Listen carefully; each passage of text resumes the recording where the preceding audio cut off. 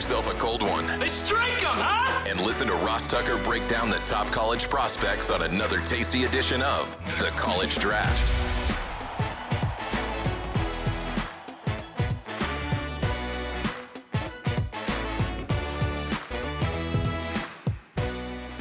Yeah, it's Daddy Soda time here on the College Draft Podcast, presented, of course, as always, by DraftKings. DraftKings, the crown is yours. I'm Ross Tucker, former NFL offensive lineman, played for 5 teams over the course of 7 years. I love me some football. I love high school football. I love college football. I love professional football. I love this show because it kind of lets me combine a bunch of them, right? We talk college football, the biggest stories, the biggest games. We talk NFL draft, the best prospects in these games, people that everybody should keep an eye on. And then we even make some friendly wagers on the games as well, although we only have one left in that regard. By we, I mean primarily he, Emory Hunt, who is, I think, probably the hardest working draft analyst, draft guru, whatever you want to call him. Just do me a favor. Follow him on social media at FBallGamePlan, just on Twitter. See all the all-star games that he goes to, and then see if your analyst or other people that you follow go to all the games that Emory does. It's incredibly, incredibly impressive.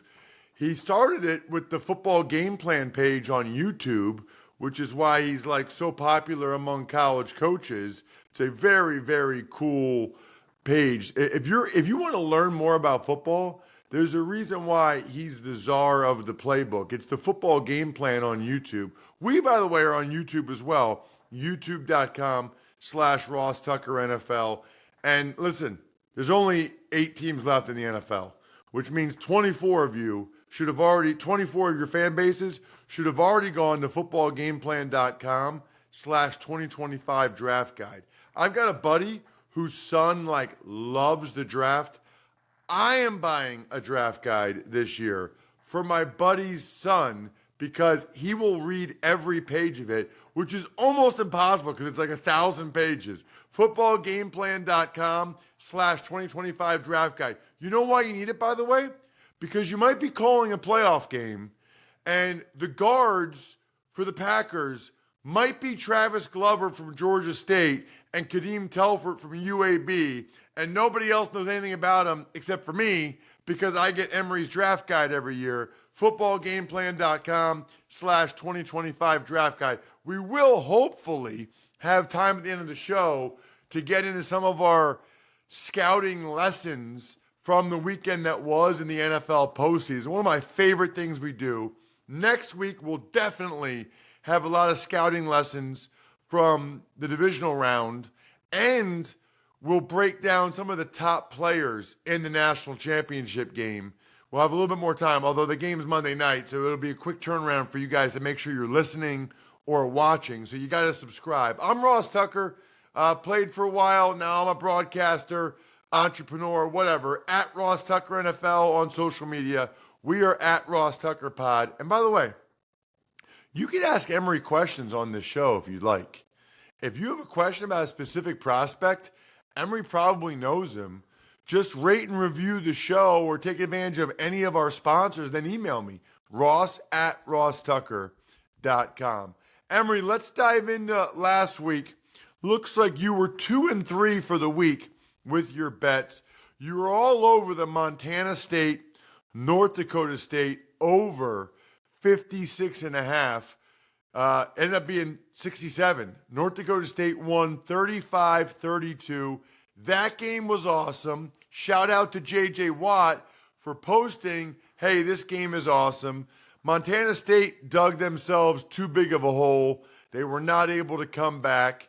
And I don't really care who wins, but I felt bad. It really felt like this was their year, Emory. But kudos to North Dakota State. They have an incredible program. They just keep battling. And I thought the guy that might have jumped out to me the most, first of all, I think North Dakota State's quarterback is good, Emory. But Trey Lance's brother made a bunch of plays as a receiver in that game. And he already announced that he's going back to North Dakota State, as opposed to coming out to go to the NFL or flirting with the transfer portal. So, yeah, Bryce Lance was outstanding in that ball game, as was Cam Miller. And you're right, they dug themselves too big of a hole because North Dakota State came out on fire from start to finish. It made it, though, an exciting game because you got to see two of the top or the top QBs at the FCS level go out there and compete. Yeah, and, man, watching that game, I just kept thinking touchdown Tommy Millott and Cam Miller, they would start for a lot of FBS teams. Like a lot. And I'm surprised guys like that don't go in the portal. I really am. They love their college. Kudos to them. But well, we saw Mark Gronowski go in the portal from South Dakota State, their star quarterback who declared for the NFL draft and had an invite to the Shrine Bowl, jumped in the portal and now is going to Iowa, giving them their best quarterback probably since Brad Banks. He should have done it last year. I mean, listen, I never want to say should have, because everybody in life has their own reasons why they make decisions they make. From a strictly business standpoint, Gronowski should have done it last year. Just like Carson Beck's doing the right thing, which we'll hopefully get to by transferring him. He was going to be a fourth-round pick at best coming off that elbow injury. Now he's getting over $3 million to play for Miami. Dude, he might never make $1 in the NFL. I mean, $3 million. That's guaranteed. You got to get that money. All right. You also had Ohio State -6, Emory, against Texas. They weren't, it hit for you. It was 28-14. They were not as dominant as they had been the first couple games at all. That was a close game. It looked like they had their chances in the first half, but they had penalties and weren't able to put them away. But they got it done ultimately. Incredible play by Jack Sawyer, who's really showed me something. You know, their edge guys, Emory, Tuimoloau, I can never say his name. JTT, number 44 for Ohio State. He probably should have gone pro like a couple years ago. He's a good player, but it's like he's plateaued. You don't see him making that many plays. Maybe there's something wrong with him. Whereas Sawyer has still ascended the last couple years. I'm talking about the two edge guys for Ohio State. And they both turned it on, I feel like, in the postseason. But Sawyer, to your point, is making these game-changing plays at the right time of the game. So he has a great sense of timing, number one, and he's making the plays that are there to be made. So if there's a chance to get the sack or a chance to get the strip sack or the fumble or recovery, whatever, he's making the play. You don't see him miss that opportunity, which is why he's been money in this postseason and has probably elevated his stock as a draft prospect. No question. Hey, one of the other guys that jumped out to me is Donovan Jackson, who will be a guard in the NFL, but showing he can play a competent game at tackle, I think has been pretty impressive. Quinn Ewers has said he's going to the NFL. I don't know how much he gets in NIL money, but if I were him, I would do college for another year. He was one of the first ones, remember, to get the NIL. Him and Uiagalelei. He got out of high school. Yes. If I were Quinn Ewers, I think he's a marginal NFL player. I think I would get the NIL money for another year if I were him. We'll see. But it doesn't sound like that's what he's going to do. The ones you missed on, you had Montana State -3.5. They lost. We talked about that. I mean, they got off to a really bad start. This is the one that surprised me. I loved the Notre Dame Penn State under 45.5. I thought that was absolutely the right call. I'm stunned that game finished 27-24. Remember this. The end of the third quarter, it was 10-10. The end of the third quarter, it was 10-10. But then you have interceptions, and then you have the Penn State cornerback slips, and next thing you know, Notre Dame wins 27-24. And I feel like, Emory, we talked about Drew Aller last week. And we said, whoa, let's pump the brakes a little bit. I watch a lot of Drew Aller, and you've watched him too. Let's pump the brakes a little bit. He did not play well. He was clearly outplayed by Riley Leonard. I mean, he misses Singleton in the flat for a gimme touchdown. I want you to talk about that, Emory, because people are like, yes, Singleton could have caught it, but you're running a speed out as a running back.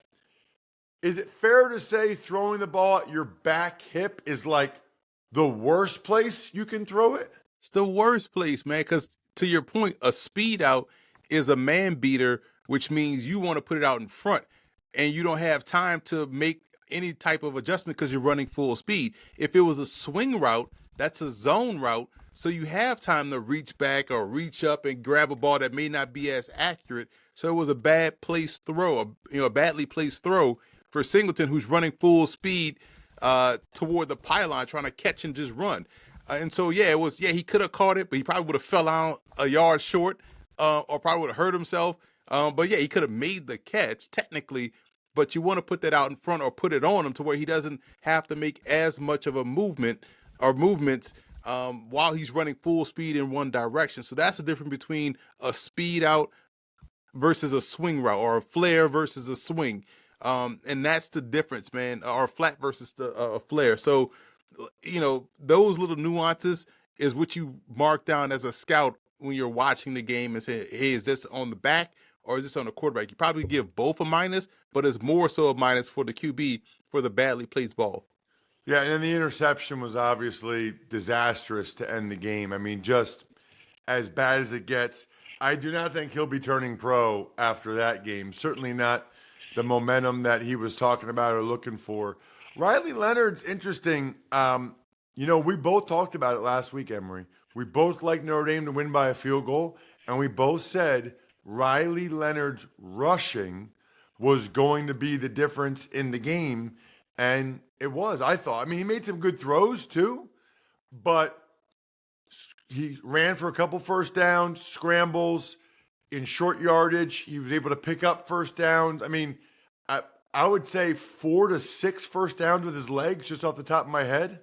Yeah, and here's the thing. And from a pro perspective, if you are Riley Leonard, he'll find a way in the NFL. But if he wants to really showcase his arm, this is where a UFL or a CFL would benefit him, because they'll let him throw. They'll let him start. He'll start and play and throw. But we know the NFL, he's probably going to be a QB2 with very little opportunities to showcase what he can do and progress and grow. So he could also be another candidate to where, I think he's out of eligibility, but he could also take the NIL, come back. But his play supersedes what you're looking for in terms of like these attributes, right? Because that's the thing you can't quantify about quarterback play, is how does someone play in pressure situations. That's not an analytic or a stat for it. You just have to watch to see, man, this dude is not freezing in the moment. We saw that with Jaden Daniels. We saw that all throughout, Hurts' career. Even when he got benched, he always rose to the occasion. Burrow rose to the occasion, although he's not in the postseason. But you see that with a guy like Riley Leonard, that, hey, the attributes may not be what you're looking for in terms of top tier QB prospect, but man, he just finds a way to make a way. He does. I will say, from a prospect standpoint, I was really impressed again by Tyler Warren, Abdul Carter. Abdul, they moved him the other side because his left shoulder's hurting him. He got a left shoulder injury. He just kept using that right arm and speeding and getting around the right tackle. That was an impressive, that was a gutsy, impressive performance by him. Tyler Warren's a beast. That's the thing. That's why I thought it was such a missed opportunity, Emory, for Penn State. I thought Penn State had better players. You know what I mean? I thought Penn State, Notre Dame doesn't have a lot of guys like Abdul Carter and Tyler Warren and surefire first-round picks out there. Those guys showed up. What Notre Dame does have is some corners that locked up the Penn State receivers. 0 receptions, 0 yards for the Penn State receivers. And I don't even know all these corners for Notre Dame. Yeah, that's going to help Notre Dame out. That's a good omen against Ohio State, because we know what they're going to face with those receivers. And if they can carry over that confidence of playing Penn State out on the perimeter, because Georgia has some opportunities to complete passes against that secondary, but they were able to hold on and found their footing. This is going to be a great matchup. Top tier secondary versus top tier receiving core. I can't wait for this ball game, man. It's going to be awesome. You know, you had the over in Ohio State, Texas. Who would have thought that there was more points in Notre Dame, Penn State than Ohio State, Texas? I mean, this is why they play the games. It's just crazy. Like, who would have thought that? In ideal conditions, no less. Like the Notre Dame game was outdoors, so and know it's in Florida, so you could have a pop-up monsoon in the middle of the game, and you know what I'm saying, come out of nowhere. But the fact this was played indoors, ideal conditions, strength versus strength, two elite receiving cores, two very good defenses, and we got the under. It's crazy. Emory, before we get into the national championship game, let's talk about drinking some Labatt Blue Lights. I'll be having some next Monday night with my, probably not friends on a Monday night, maybe family, living life to the power of we. Always enjoy responsibly. Beer, Labatt USA, Buffalo, New York. So 2-3 for the week was Emory. So now he's 47-52 on the season. That's a lot of bets, man. That's good. That's fun. That makes it entertaining for our listeners. A couple topics I want to make sure we get to, but first, got to ask you about the national championship game. Right now, Ohio State is favored by 7.5. We'll talk about it again next week since the game's Monday night. But for people that don't listen to it that day, I want to make sure they get your take and bet on the game if they want to trail you on this one or tail you on this one. It's Ohio State's laying 7.5, and the total's 46.5. I'm gonna take Notre Dame in the points here. Give them a full week to get prepared, get healthier, and have a game plan ready to go. Because again, it's a one-game season. This is the national championship game, so I expect them to give their best effort, especially on defense where they are elite. This game would be a lot closer. I think this one will look a lot like the Penn State Notre Dame game in terms of the score, as opposed to Ohio State winning by double digits. So I would lean more Notre Dame plus 7.5. Any thoughts on the total? That seems about right to me. 46.5. Yeah, I think that's that. I would probably stay away from the total because I could see it, skating on that line of 46 points. So I would not trust putting anything on the total in that game. Yeah, it could easily be 24-20, 28-24. Like it could go. Right. That's a good number. I think that's probably been bet quite a bit at this point. A couple topics I wanted to make sure we got to, Emory. Carson Beck, we touched on it, but getting over $3 million rather than going to the NFL draft to transfer to Miami. First of all, there's some risk there with Miami, with Carson Beck having to come back from that elbow surgery to give him that kind of money, which evidently is like double what Cam Ward got. Cam Ward reportedly got $1.6 million, which, by the way, there's a million things wrong with college football right now. That would be one. Like, in the NFL, we at least know what the guys are getting. Like, we know what their contract is. College, it's like there's all these whispers and rumors, but the contracts aren't actually out there. But I think you'll agree, Emory, definitely the right decision for Carson Beck to lock in $3 million and prove he can come back healthy from that elbow surgery and play well. My whole thing is, why leave? If you're the man at Georgia, what's pushing you out of Georgia? Why not just get healthy and remain on a team and run it back? With more experience, more help. Because now Miami's going to have the unrealistic expectations of, okay, we got this far with Cam Ward. We got Carson Beck. Now we can get to the postseason. But Carson Beck is not in the same stratosphere as Cam Ward. And the team is different now. And I use this Carson Beck reference like I would say with the people that are saying, oh, the Browns got to go get Kirk Cousins, or insert team that needs a quarterback that's outside the top two, got to go get Kirk Cousins. Like, what have you seen from Kirk Cousins this year to warrant this level of confidence that he can come in and be the missing piece for your offense? So what did we see from Carson Beck this season to warrant Miami to think like this is a no-brainer for us to go and get this guy to push us over the top? Now, he could prove me wrong, but he's also coming off of an injury to his throwing shoulder, and he didn't play well. So for me, it's like, what have you seen to make this hey, push all our chips on the table for Carson Beck. And if you're Carson Beck, why not just stay at Georgia with your guys and run it back? Well, that's the interesting part. And my guess is Georgia probably didn't offer him that much money. Wow. Georgia probably didn't offer him that much money, and maybe not nearly that much money, which is very interesting, by the way. And I think perhaps one of the reasons why the SEC hasn't been as dominant, when you have Quinshon Judkins leaving Ole Miss to go to Ohio State, and Caleb Downs leaving Alabama to go to Ohio State, and now Carson Beck going to Miami for more money, the balance of power a little bit is shifting a little bit. No matter how well Carson Beck is playing, these SEC schools, it feels like, are getting outbid for some of these players now that it's allowed, which I think is really interesting. Any scouting lessons that jump out to you from the weekend that was in the NFL, Emory? I mean, I know for me, I'll say one. I know for me, I just think, and I already knew this, but 40 times are overrated. Two guys that fell a lot in the draft because they're 40 time. Kamari Lassiter, the cornerback from Georgia for the Houston Texans, and Kyle Hamilton. Kyle Hamilton was clear as day a top 10 pick with what he did at Notre Dame. Then he ran a 4.58 at the combine or whatever, dropped to the 14th pick.